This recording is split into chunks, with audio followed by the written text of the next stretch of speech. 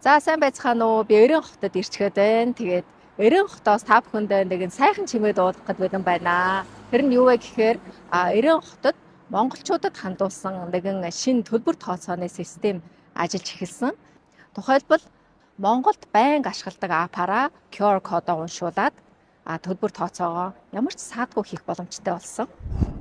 Өрийн хот Хятад Монголын хил дамсан гар утасны төлбөр тооцооны харилцан холболтыг системтэй ахиулж, Хятадд ирж буй Монгол улсын иргэдийн төлбөр тооцоог улам хялбарчлах 8 арга хэмжээ хэрэгжүүлж эхэлжээ. Эдгээр арга хэмжээ нь Монгол улсын иргэдийн хооллох, байрлах, зорчих, аялах, худалдан авалт хийх, зугаалах, эмчлүүлэх зэрэг хэрэглээний бүхий салбарыг хамрана.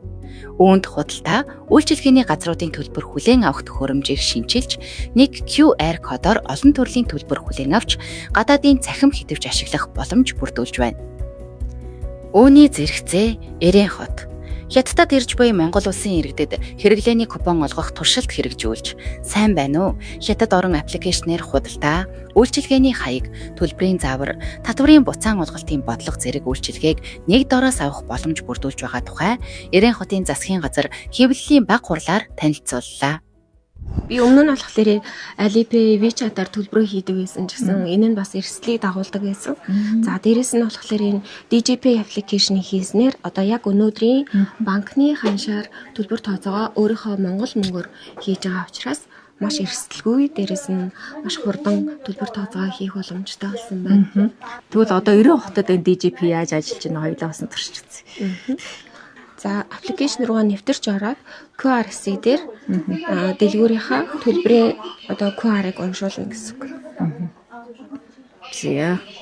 Ингээд одоо энэ нэг Union Pay гэдэг өөрийнх нь хаан банкны Union Pay-с нь зарлага гарна гэсэн үг байхгүй юу?